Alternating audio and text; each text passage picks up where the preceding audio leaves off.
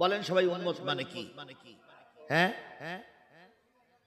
দল জাতি গোষ্ঠী সংগঠন যাই বলি তাহলে উম্মত মানে ধরে নিলাম দল।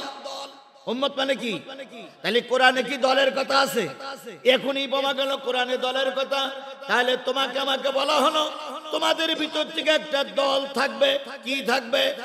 তাহলে কোরআনে দলের কথা আছে।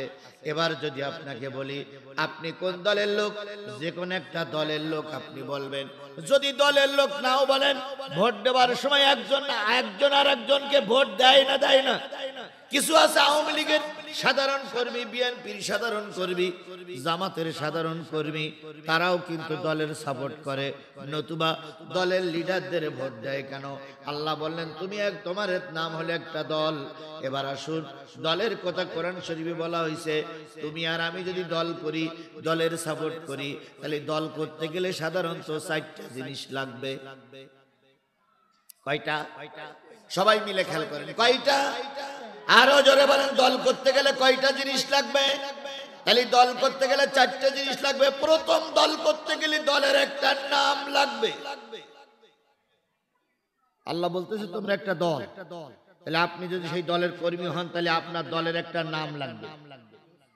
এবার বলুন তো আপনার দলের নাম কি? হ্যাঁ, আরেকটু জোরে বলেন, সবাই মিলে বলেন।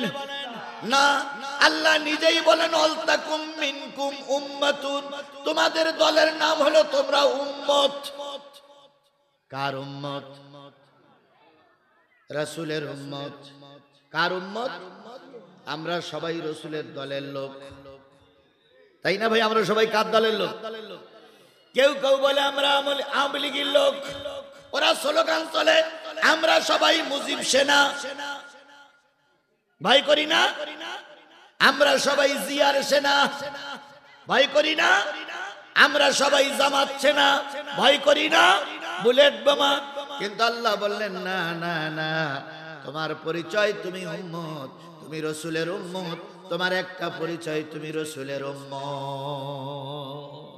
তুমি যদি কোরআন হাদিসের দলের লোক হও তাহলে তোমার পরিচয় তুমি উম্মত।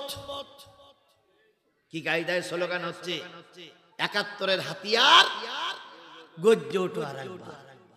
তারপরে বলতেছে কত কি স্লোগান, ওই দিকে আমার যাওয়ার দরকার নেই। শুধু আমার কথা হলো দল করতে গেলে তোমার দলের একটা নাম লাগবে, সেই দলের নাম হলো উম্মত।